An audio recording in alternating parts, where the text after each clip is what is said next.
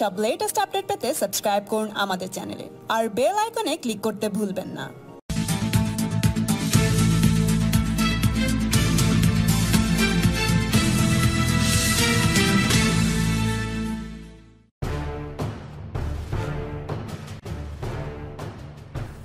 বিজেপিতে যোগদানের পরই ভাটপাড়ার পুরসভার চেয়ারম্যান তথা বিধায়ক অর্জুন সিং ঘোষণা করেছিলেন অন্তত 22 জন কাউন্সিলর তার সঙ্গে রয়েছেন, কিন্তু তারপর দেখা যায় 21 জন কাউন্সিলর সংঘবদ্ধ হয়ে অর্জুন সিং এর বিরুদ্ধে অনাস্থা আনলেন।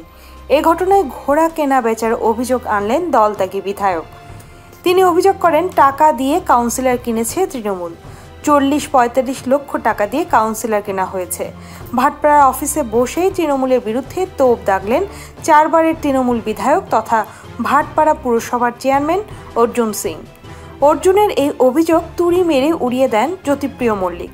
তৃণমূলের পক্ষ থেকে তিনি জানান, তৃণমূল কখনো টাকা দিয়ে প্রতিনিধি কেনে না, তৃণমূলের অত টাকা নেই, ওটা করে বিজেপি। দেশের বিভিন্ন রাজ্যে এই প্রবণতা লক্ষ্য করা গিয়েছে এবং অভিযোগও উঠে এসেছে। তৃণমূলের এক কাউন্সিলর জানান, অর্জুন সিং এর মুখে ঘোড়া কেনা বেচার অভিযোগ প্রমাণ করেছে। ভাটপাড়ার আর অর্জুন রাজ চলছে না, মাসল পাওয়ার দিয়ে রাজনৈতিক দিন শেষ। উল্লেখ্য, ব্যারাকপুর লোকসভা কেন্দ্র থেকে টিকিট না পাওয়ায় অসন্তোষের জেরে তৃণমূল ছেড়ে বিজেপিতে যোগ দেন অর্জুন সিং। তারপর তিনি জানান 22 জন কাউন্সিলর তার সঙ্গে রয়েছেন।